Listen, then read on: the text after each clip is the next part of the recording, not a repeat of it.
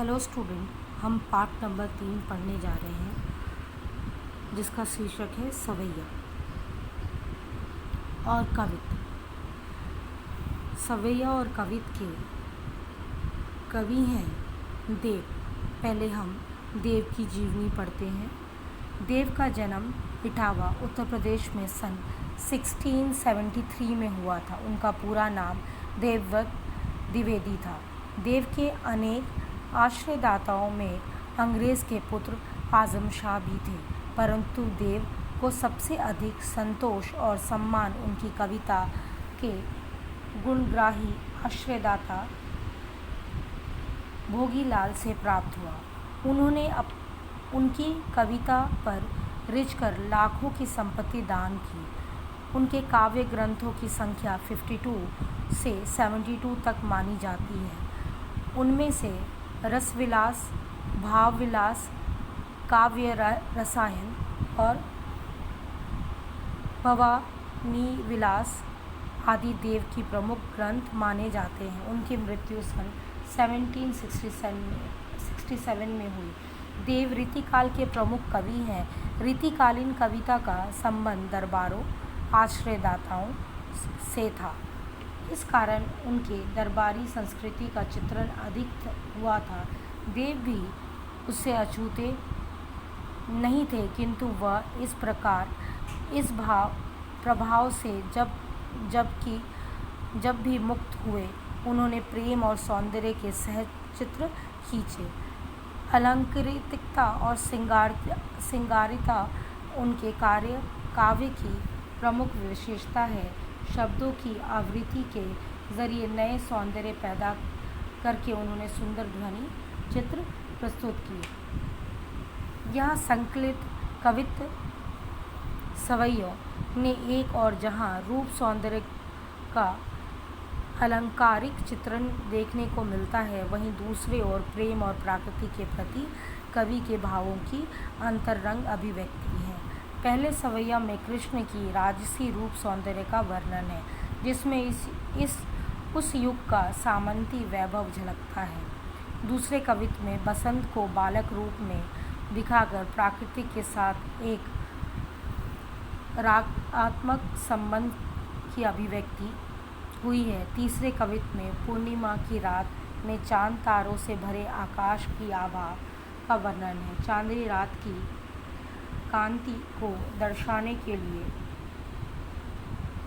देव दूध में फेन जैसा पारदर्शी बिंब काम में लेते हैं, जो उनकी काव्य कुशलता का परिचय है। आइए हम सवैया पढ़ते हैं। पायनी नुपुर मंजू बाजे, कटी किकनी कै धुली की मधुराई, सावरे अंग लसै पट पीत, हिये हुलसै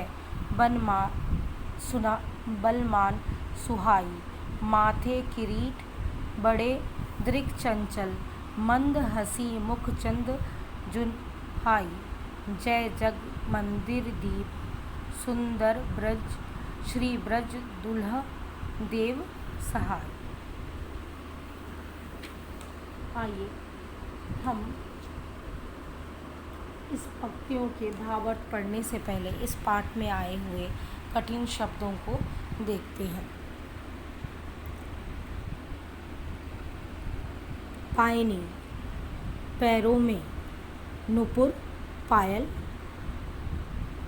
मंजू सुंदर, कटी कमर, किकनी करधनी पैरों में पहनने वाला आभूषण, धुनी ध्वनि, मधुराई सुंदरता, सावरे सांवले अंग शरीर, लसे सुशोभित,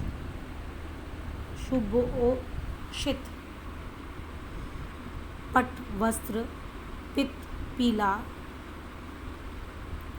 हिये हृदय, हुलसे प्रसन्नता से विभोर, किरीट मुकुट, मुखचंद मुख रूपी चंद्रमा, जुन्हाई चांदनी, द्रुम पेड़, सुमन जिगुला फूलों का झबला, केकी, मोर, कीड़ा, तोता, हलवे हुलसावे, बातों की मिठास, उतारे करे राई नून। जिस बच्ची को नज़र लगती है उसके सिर से चारों ओर राई नमक घुमाकर आग में जलाने का टोटका।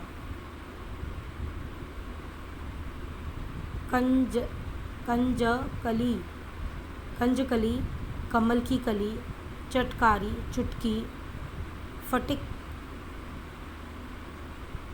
प्राकृतिक क्रिस्टल, सीलानी, शीला पर, उदी, समुद्र, उमगे, उमड़ना,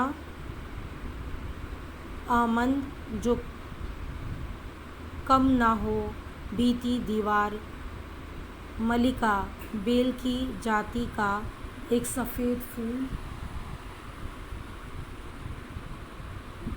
मकरंद, फूलों का रस, अरसी, आईना।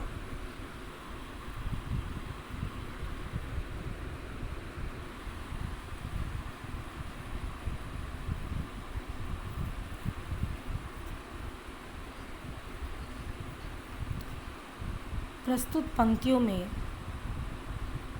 कविदेव कहना चाहते हैं कि कृष्ण के रूप की सुंदरता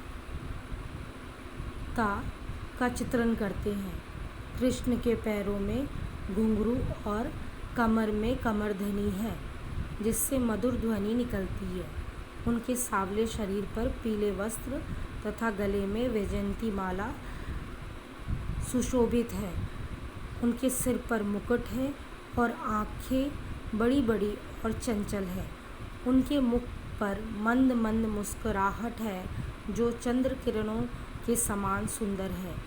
ऐसे श्री कृष्ण जगत रूपी मंदिर में सुंदर दीपक हैं और ब्रज के दूल्हे प्रतीत हो रहे हैं।